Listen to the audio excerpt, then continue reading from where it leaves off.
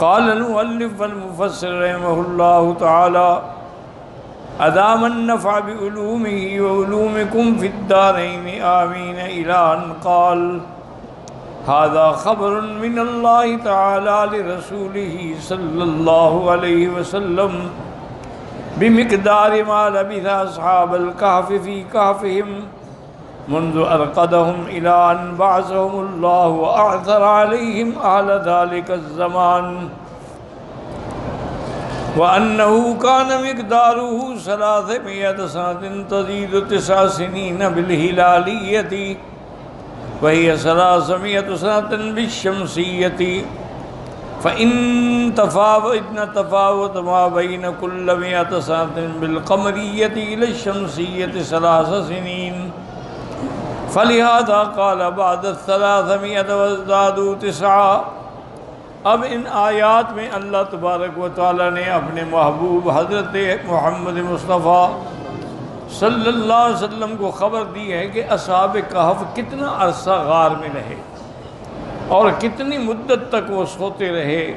اس کے بعد پھر اللہ نے ان کو جگایا اور لوگوں کو ان کے حوال کا پتہ چلا، تو مقدار جو ہے وہ 300 سال 9 سال زیادہ، یہ 9 سال زیادہ جو ہیں یہ ہیں باعتبار ہلالیہ کہنے ہلال کے چاند کے اعتبار سے، قمری حساب سے، کیونکہ اگر شمسی حساب لگایا جائے تو وہ 300 سال بنتے ہیں، لیکن ہر شمسی اور قمری سال کے اندر 100 سال کے بعد 3 سال کا فرق پڑتا ہے، تو جب 300 سال وہ سوئے تو گویا کہ 9 سال اور زیادہ ہوئے۔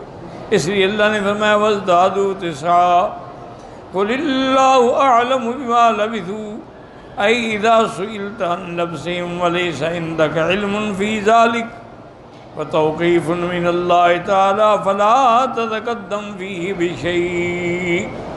اللہ نے فرمایا میرے محبوب جب آپ سے کوئی سوال کرے ان کے کہف میں غار میں کتنا عرصہ رہنے کے بارے میں تو آپ بالکل جلدی نہ فرمایا کریں، کیونکہ یہ علم اللہ کو ہے، جب تک اللہ آپ کو خبر نہیں دیں گے تو آپ کو تو علم نہیں ہوگا۔ اللہ اعلم بما لبثوا له غیب السماوات والارض ای لا یعلم ذلک الا هو ومن اطلعه علیہ من خلقہ۔ اللہ جانتے ہیں وہ کتنا ٹھہرے ہیں، چونکہ آسمانوں اور زمینوں میں جو بھی غیب ہے اس کا علم اللہ کو ہے، اللہ کے سوا کوئی نہیں جانتا، ہاں جس کو اللہ اطلاع دیں تو وہ جانتے ہیں۔ وَهَذَا الَّذِي قُلْنَاهُ عَلَيْهِ غَيْرُ وَاحِدٍ مِّنْ عُلَمَاءِ التَّفْسِيرِ كَمُجَاهِدٍ وَغَيْرُ وَاحِدٍ مِّنَ السَّلَفِ وَالْخَلْفِ وَقَالَ قَتَادَةُ فِي قَوْلِهِ وَلَبِثُوا فِي كَهْفِهِمْ 300 سِنِينَ هذا قول أهل الكتاب وقد رده الله تعالى بقوله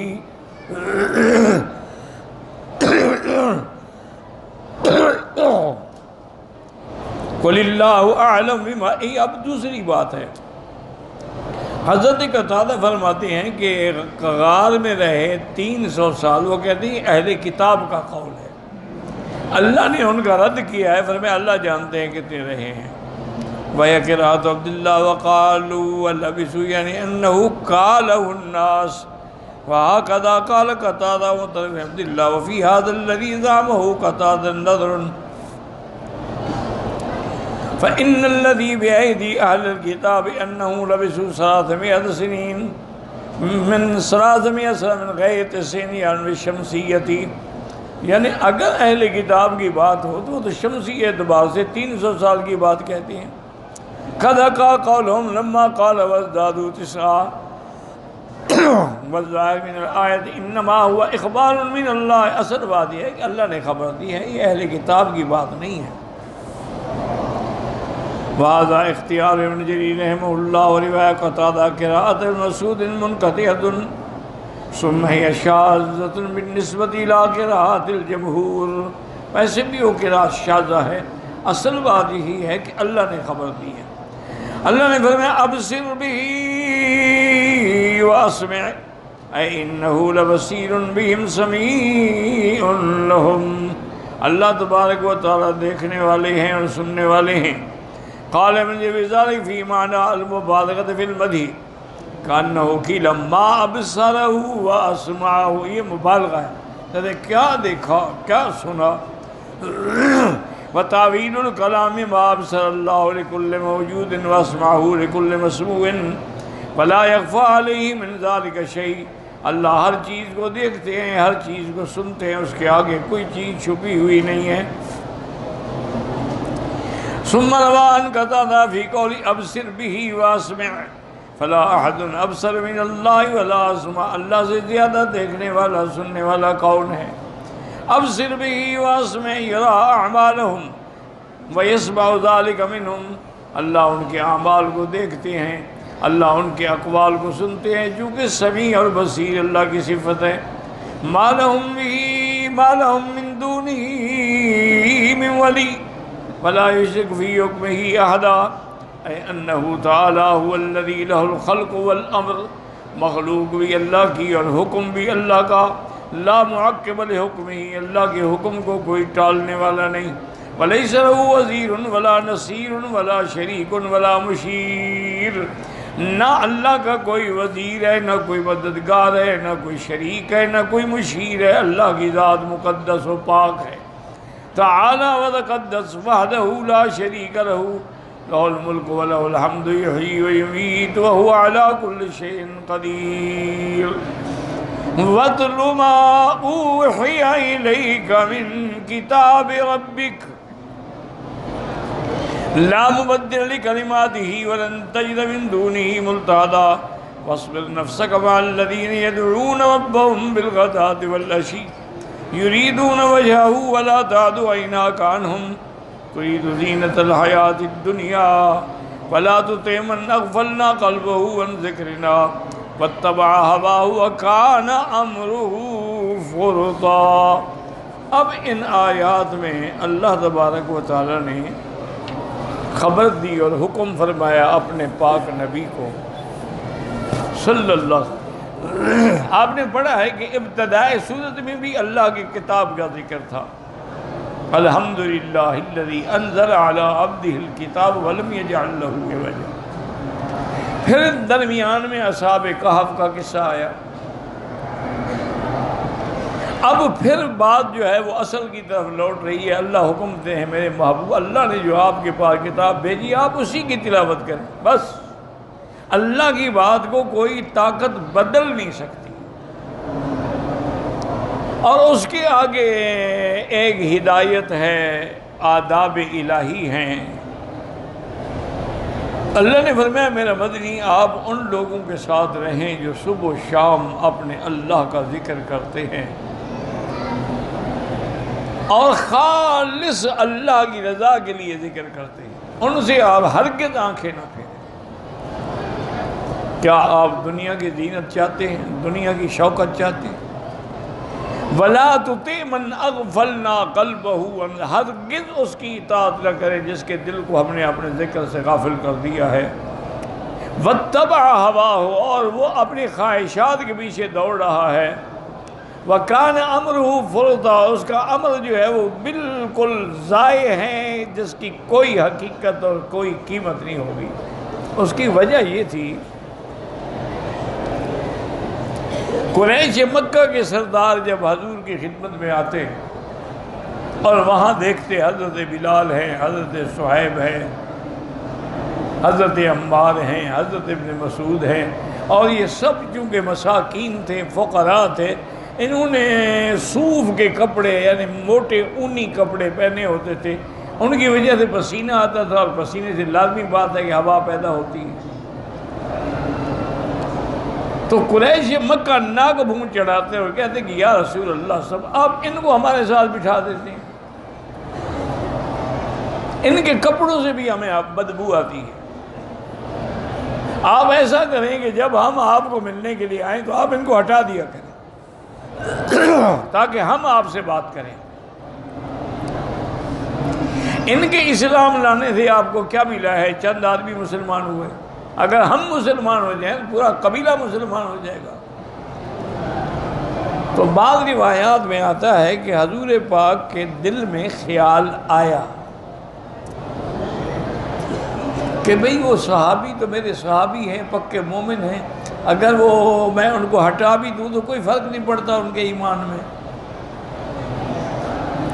لیکن یہ اگر مسلمان ہو جائے تو اسلام کے لیے بڑی قوت ہے۔ تو فوراً عتاب آ گیا کہ میرے محبوب کبھی ایسا نہ کریں، ان کو نہ ہٹائیں جو ہر وقت میرے ذکر میں ہیں، آپ ان کے ساتھ رہیں، چھوڑ دیں ان دنیا والوں کو۔ اور پھر ایک بات یہ بھی ہے کہ کافروں کا اسلام لانا موہوم ہے، یعنی ہو سکتا ہے اسلام لائیں، یہ تو لا چکے ہیں، یہ زیادہ مستحق ہے۔ اسی لیے ایک اعتراض پر علماء تبلیغ نے بھی جواب دیا ہے کہ بعض لوگ تبلیغ والوں پہ اعتراض کرتے ہیں کہ یہ مسلمانوں کو تبلیغ کرتے ہیں، کافروں کو جا کے تبلیغ کیوں نہیں کرتے؟ یہ جائیں کافروں کو تبلیغ کریں، یہودیوں کو کریں، نصرانیوں کو کریں، ہندوؤں کو کریں، یہ مسلمانوں کو لگے ہوئے ہر وقت۔ تو یہاں سے یہ سبق ملا کہ اصل بات یہ ہے کہ علاج اس کا کیا جاتا ہے جس کو غرض ہو۔ یہ مسلمان ہیں، ان کے اسلام کی حفاظت کرنا زیادہ ضروری ہے بنسبت کسی دوسرے کے مسلمان ہونے کے۔ اس لیے اللہ نے حکم دیا کہ آپ نے اپنے صحابہ کے ساتھ رہیں، چھوڑیں ان کو، اسلام لائیں تو لائیں، نہیں لاتے تو نہ لائیں۔ تو اس سے معلوم ہوا کہ اپنے ایمان والوں کے ایمان کی حفاظت زیادہ ضروری ہے۔ اور اسی طرح ایک واقعہ ہوا کہ میرے آقا سرکار دو عالم، محبوب دو عالم سیدنا محمد مصطفیٰ صلی اللہ علیہ وسلم بیٹھے تھے، اور قریش مکہ کے بڑے بڑے سردار آپ کے ساتھ بیٹھے تھے، اور آپ ان کو دعوت دے رہے تھے اسلام کی۔ حضور کے ایک صحابی تھے عبداللہ ابن ام مکتوم، وہ نابینا تھے، وہ بیچارے چلتے چلتے دھکے دھوڑے کھاتے کھاتے آئے اور زور سے چیخنے لگ گئے کہ یا محمد علمنی، کہ اللہ کے نبی مجھے قرآن کی فلاں آیت پڑھائیں۔ حضور کو بھی بات یہ ناگوار گزری کہ بھئی میں اگر کسی سے بات کر رہا ہوں تو میری بات کو درمیان میں ٹوکنے کی کیا بات ہے؟ اور دوسری بات یہ ہے کہ عبداللہ بن مکتوم تو پکا ایمان والا ہے، صحابی، اگر اس کو ہم بعد میں بھی سبق پڑھا دیں گے تو کیا ہو جائے گا؟ اور یہ جو آئے ہوئے ہیں یہ تو قسمت سے آتے ہیں، روز تو نہیں آتے میرے پاس۔ تو سرکار دو عالم کو بھی تھوڑا سا یعنی ناگواری ہوئی، اور آپ کے چہرے مبارک پہ رنگ بھی بدلا اور آپ کی پیشانی پہ بل بھی پڑ گئے کہ اس نے ایسا کیوں کیا، اس کو ایسا نہیں کرنا چاہیے۔ تو وہاں بھی اللہ نے فوراً قرآن اتار دیا، عبس وتولی ان جاءہ الاعمی وما يدريك لعله يزكى أو يذكر فتنفعه الذكرى أما من استغنى فأنت له تلهى۔ اللہ نے فرمایا کہ تیوری چڑھائی اس لیے کہ وہ نابینا آیا۔ یہ آپ نے کیا کیا ہے؟ وما یدریک، آپ کو کیا پتا کہ یہ تو آیت پڑھ کے اس کا تو تزکیہ نفس ہوتا، اس کا ایمان بڑھ جاتا، آپ نے ان کی طرف توجہ کر دی، اللہ کی طرف سے عتاب آیا۔ لیکن یاد رکھو، میرے مدنی کی شان کو سمجھو، غور کرو کہ ناراضگی تو ہے اللہ کی، عتاب بھی نازل کیا ہے، لیکن ساتھ لطف بھی ہے، یعنی ایسی ناراضگی ہے جیسے محبوب سے ناراضگی ہوتی ہے۔ اللہ نے ورنہ تو یہ کہنا چاہیے تھا نا کہ بس تھا، آپ نے چہرے پہ بل ڈالے، وتولی تھا، آپ نے منہ پھیرا۔ اللہ نے آپ بس آپ کسی نے بل ڈالا، حضور کو براہ راست مخاطب نہیں کیا، مراد تو حضور ہیں لیکن اشارہ ہے، براہ راست خطاب نہیں کیا۔ اس نے فرمایا عبس وتولی، کسی شخص نے چہرے پہ بل ڈالا اور اعراض کیا، تو یہ عتاب ہے لیکن ساتھ لطف و کرم بھی ہے۔ تو اللہ نے وہاں بھی حکم دیا کہ آپ ان کے ساتھ رہیں، چھوڑیں ان کافروں کو، اگر ایمان لانا ہے لے آئیں، نہیں لاتے نہ لائیں، من شاء منکم فلیؤمن ومن شاء فلیکفر۔ اسی لیے حضور پاک اس آیت کے بعد حضرت عبداللہ ابن ام مکتوم کا ہمیشہ خیال کرتے تھے، اور جب آتے تو فرماتے تھے کہ بھئی یہ وہ بندہ ہے فیما آتبنی فی ربی، جس کی وجہ سے اللہ نے مجھ پہ عتاب بھیجا۔ اور کبھی ایسا بھی ہوا کہ حضور اگر غزوے میں جنگ کے لیے تشریف لے گئے تو اپنے مصلے پہ عبداللہ ابن مکتوم کو امام بنایا، حالانکہ افضل ہوتا ہے کہ آنکھوں والا امام ہو، نابینا کی امامت بھی جائز ہے، اگر نابینا آدمی صاف ستھرا رہتا ہے، پاکی پلیتی کا خیال رکھتا ہے تو اس کو امام بنا سکتے ہیں، لیکن افضل تو پھر بھی وہی ہے کہ آنکھوں والا ہو۔ لیکن حضور اس کو امام بناتے تھے، اپنے مصلے پہ کھڑا کرتے تھے تاکہ اس کے دل میں میرے بارے میں کوئی ناراضگی نہ رہے۔ ایک دفعہ حضور صلی اللہ علیہ وسلم کی خدمت میں بحرین کا مال غنیمت آیا، تو اس میں کچھ کوٹ آئے، کچھ جیکٹس آئیں، کچھ ایسی چیزیں آئیں، حضور نے سب صحابہ کو تقسیم کی،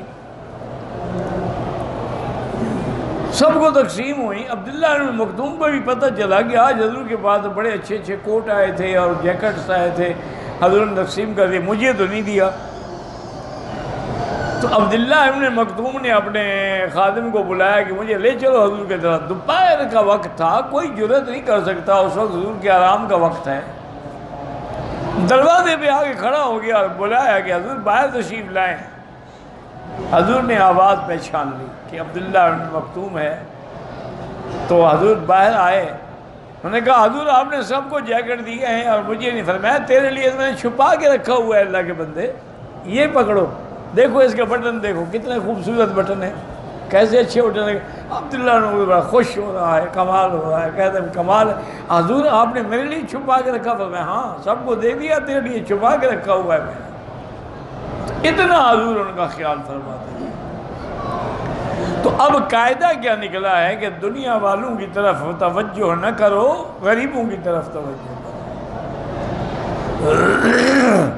بعض علماء نے یہ بھی لکھا ہے کہ اگر اللہ کے ولی کی اور دنیا داری پیر کی پہچان کرنی ہو تو انہوں نے کہا اس کا قاعدہ یہ ہے کہ اگر پیر کی نظر دولت والوں کی طرف ہے تو وہ کاروباری ہے، وہ پیر نہیں ہے۔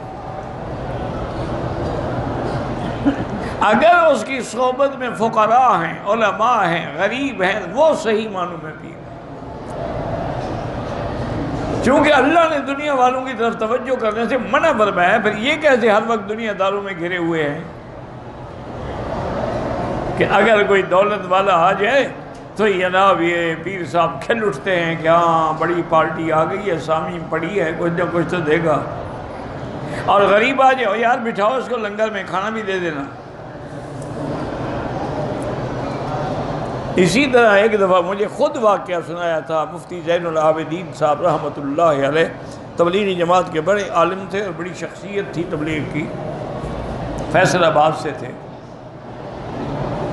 اللہ ان کی قبر پہ کروڑوں رحمتیں فرمائیں۔ مجھے خود سنایا، کہنے لگے کہ میں ملتان آیا تو مجھے پتہ چلا کہ حضرت اللہ شاہ بخاری رحمۃ اللہ علیہ کے گھر میں کئی دنوں سے فاقہ ہے، گھر میں کچھ ہے ہی نہیں، اور کئی دنوں سے حضرت صرف نمک والی چائے پی رہے ہیں۔ کہتے ہیں میں بڑا پریشان ہوا کہ اتنا عظیم شخص کہ بر اعظم یعنی انڈو پاک میں جس کے برابر کوئی خطیب پیدا نہیں ہوا، اس کے فقر کا یہ عالم ہے۔ اب میں کیا فرمایا، میں نے سوچا کہ میرے پاس بھی تو کچھ نہیں، اتنی دیر میں کوئی فیصل آباد کی ہے شاید ستارہ مل والی کوئی پارٹی ہے، بڑی پارٹی، اللہ عالم، میں نے تو نام سنا ہے نا، وہ آ گئے مفتی صاحب کو ملنے کے لیے۔ مفتی صاحب کہتے ہیں میں دل میں بڑا خوش ہوا کہ یار یہ اچھے لوگ ہیں، ایک تو دولت مند ہے، دوسرا دین والوں سے تعلق رکھتے ہیں۔ میں نے ان سے کہا چلو آج آپ کو عطا اللہ شاہ بخاری کی زیارت کرائیں۔ وہ بڑے خوش ہو گئے، انہوں نے کہا حضرت کمال ہے، میں ترس رہا ہوں، کوئی سبب ہی نہیں بن رہا، فرمایا چلو پھر کٹے چلتے ہیں۔ مفتی صاحب فرماتے ہیں میں آیا تو حضرت بیٹھے ہوئے تھے، اپنے چھوٹا سا جو حجرہ تھا حضرت کا بیٹھک تھی، اور کچھ مدرسے کے طلباء آئے ہوئے تھے، قاسم العلوم کے بھی، خیر المدارس کے بھی، اور کسی مدرسوں کے بھی، ان سے بڑی بے تکلفی سے حضرت باتیں کر رہے تھے۔ میں نے سلام کیا اور ساتھ میں نے تعارف بھی کرایا کہ حضرت یہ ستارہ مل والے ہمارے دوست ہیں، یہ بھی بڑے اللہ والوں کے قدردان ہیں، آپ کو ملنے آئے ہیں۔ فرمایا اچھا بھائی خیریت ہے، مزاج اچھے ہیں؟ وعلیکم السلام۔ پھر وہ طلباء سے مشغول ہو گئے۔ اب مفتی صاحب کہتے ہیں میں بڑا پریشان کہ شام میں لانے کے لیے بندے کو لے آیا، حضرت ادھر دیکھتے ہی نہیں، یہ دل میں کیا کہے گا کہ یار یہ علماء ایسے ہوتے ہیں، لوگوں سے نفرت کرتے ہیں۔ ہم ملنے کے لیے آئے ہیں، ان کے دروازے پہ آ کے بیٹھے ہوئے ہیں۔ کہتے ہیں میں نے کوئی آدھا گھنٹہ صبر کیا، آخر مجھ سے صبر نہ ہوا تو میں نے کہا کہ حضرت میں نے تعارف بھی کرایا ہے، یہ ہمارے ستارہ مل والے ہیں اور بڑے اچھے علماء کے خادم لوگ ہیں۔ مجھے دیکھا اور کہا کہ مفتی صاحب جب کوئی دل والا ملے تو فقیر کے پاس لایا کرے، ان مل والوں کو تم لے جاؤ، مجھے کوئی ضرورت نہیں ہے ان کی۔ پر میں یہ مل والے جانے اور تم جانو، ہمیں تو کوئی دل والا آیت ملا دیا کرو، بس السلام علیکم، بس بات ہی ختم کر دی، پھر ہمیں ضرورت ہی نہیں ہوئی بات کرنے کی۔ تو یہ اصل میں اللہ والوں کی پہچان ہوتی ہے کہ ان کے پاس آتے ہیں بڑے لوگ، لیکن یہ نہیں کہ ان سے محبت میں فقیروں کو بھول جائیں، پھر یہ نشانی نہیں۔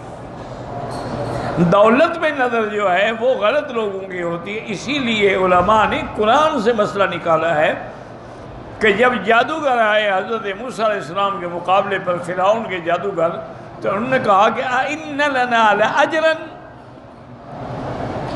إِن كُنَّا نَحْنُ الْغَالِبِينَ، کہ فرعون اگر ہم موسیٰ علیہ السلام پہ غالب آ جائیں تو ہمیں کوئی انعام بھی ملے گا کہ نہیں؟ وہ پہلے پیسے مانگے۔ انہوں نے کہا ہاں بالکل، انکم اذا لمن المقربین، میں تو تمہیں اپنا مشیر بنا لوں گا۔ تو اب دنیا داروں کی نظر پیسے پہ تھی کہ ہمیں بدلہ ملے گا یا نہیں، اللہ والوں کی نظر پیسے پہ نہیں۔ لا اسألکم علیہ اجرا، اللہ کے نبی کہتے ہیں ہمیں کچھ نہیں چاہیے تم سے،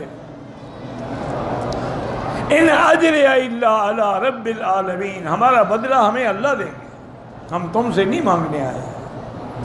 تو اس لیے اللہ نے حکم دیا کہ میرے مدنی آپ، اور پھر دیکھیں کیسی ان کی صفت بیان کی، یدعون ربہم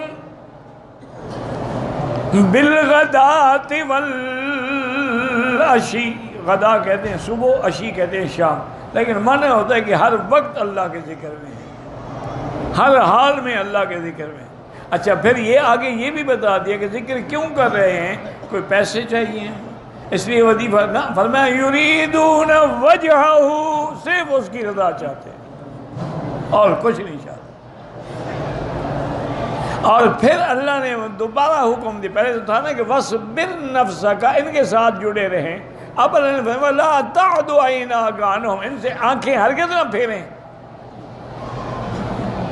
ان سے آنکھیں پھیرنے کا معنی یہ ہے کہ آپ کو بھی دنیا کی لذت اور دنیا کی زینت چاہیے، اور پھر آپ ان کی بات سن رہے ہیں کافروں کی جن کے دل جو ہے غافل ہیں، مورے لگ چکی ہیں۔ وَلَا تُطِعْ مَنْ أَغْفَلْنَا قَلْبَهُ عَنْ ذِكْرِنَا وَاتَّبَعَ هَوَاهُ، اور جو اپنی خواہشات نفس کے پیچھے چل رہے ہیں، حالانکہ ان کے عمل کی کوئی حیثیت نہیں، وہ ہباء منصورہ ہوں گے۔ اللہ تعالیٰ آپ کو بھی ہمیں بھی صالح لوگوں کی صحبت نصیب کرے۔